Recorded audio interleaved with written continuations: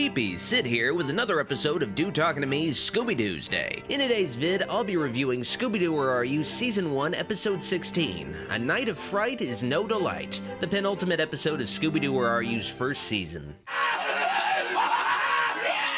Episode 16 is another Hallmark episode, and it has one of the strongest mystery stories of the original series. In a lot of ways, it's the first attempt at a true mystery in Scooby-Doo that harkens back to the classic whodunit capers that influenced the series. Wow, they sure picked a creepy enough place to read a will. Unusually for the show, the spooky location of the episode is a place that the gang intends to visit instead of accidentally winding up at, with an interesting backstory. The gang has chartered a boat out to a spooky mansion located on a desolate island in order to attend the reading of a will. A will that Scooby-Doo, a dog, is named in, on account of Scooby-Doo rescuing an old man from drowning years before. Scooby-Doo had rescued old Beauregard from a fish pond several years before. The circumstances that led to Scooby's pond rescue are not elaborated on, but the old man is dead now, and he was a millionaire by the name of Colonel Sanders, not the fast food chicken tycoon. Well, maybe he was, I don't know. Colonel Sanders was a bit odd. Since Colonel Sanders is dead and his portrait depicts him in a Confederate uniform, it's unclear whether or not he was intended to be an actual Confederate colonel. It would be very unlikely, of course. Colonel Sanders would have been nearly 150 at least when he died in that case, but still, you never really know with these cartoons. You're all going to receive an equal share of $1 million. The gang is greeted on the island by Cosgood Creeps, the appropriately named lawyer of Colonel Sanders, and Scooby, along with Sanders' remaining living relatives, is informed via recording that if they are to claim Sanders' fortune, they must spend the night in his haunted house. It's very House on Haunted Hill, a classic mystery premise, and it's the episode of Scooby-Doo Where Are You with the most suspects ever at 5. Well, bring the dog and come in. The others are waiting inside. Usually the original series would only have 2 or 3 suspects in mystery, sometimes even 1 or none before the villain is revealed, so 5 suspects is a pretty big deal. The Sanders cousins aren't very fleshed out beyond their distinct appearances, but hey, it's a 21-minute cartoon. At least they tried to beef up the mystery in this episode by quite a bit. And those of you that don't stay, his share of the fortune will go to the others. What's the mystery? Well, naturally, a ghost arrives to try to scare everybody off the island. In this case, the ghost is one of the most iconic of all Scooby-Doo villains, the Phantom Shadow. Initially only appearing as a literal shadow, but eventually appearing as a full-blown pair of specters clad in green robes and chains.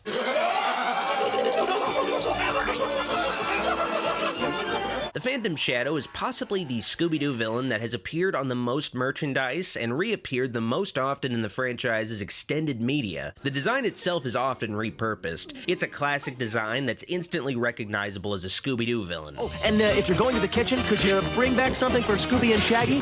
Those two haven't eaten in a good 5 minutes. The Phantom Shadow is also one of the most creepy and sinister of the original series' villains. Only ever snarling and laughing in person, the Phantom Shadow leaves behind threatening notes to his prey and makes it clear that he has homicidal intent, implying to one by one kill each of Colonel Sanders' cousins, intending to eventually kill Scooby-Doo.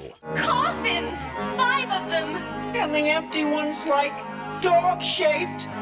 It's a pretty dark episode overall, surprisingly scary for the series, but in typical Scooby fashion, the scariness is offset by gags that make this dark situation a little less scary. I mean, it's hard to be afraid of anything once you see it riding a tandem bike with the guys it's chasing, and then dancing with them while they wear Confederate uniforms. That's what Scooby-Doo is. It's a gateway to horror by presenting these scary monsters in funny situations and ultimately telling kids that the monsters aren't real. The episode also just has a fun mystery, an Agatha Christie story via Scooby-Doo, where you can have these suspects getting offed on a kid's show instead of just the usual ghost simply scaring people off a property. All but one. There's even a great puzzle set piece in the episode where the gang has to figure out how to open a passageway using an organ before walls crush them. The door's locked. Quick, Scooby, do something! With Velma figuring out that within the riddle was musical notes that needed to be played. Nice to see something like this instead of the usual rounding up of clues the gang stumbles upon. Beat isn't a word, it's musical notes.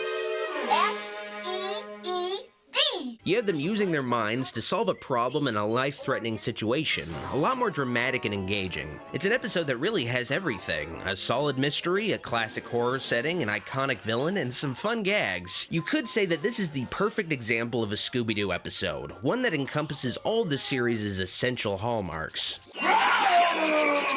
The episode even features the classic way the villain is foiled. Accidentally, after the gang's intended trap fails. Somehow a fan operated by Scoob was able to suck up a washing machine Shaggy sat upon, and it turned into a makeshift plane that the Phantom Shadows fell into. It's really hard to explain these situations verbally. They really make no sense when you think about it. Anyway, the villains are revealed to be Cosgood Creeps, the attorney, and his accomplice, Crawls. Mr. Creeps and his partner, Mr. Crawls. Wow, Creeps and Crawls, that's a little on the nose, don't you think? Their goal was to scare everybody off the island, which would have kept Creeps in control of Colonel Sanders' assets. The corpses in the caves? Merely lifelike replicas of the cousins who actually fled the island. With only Scooby remaining, he is named a millionaire.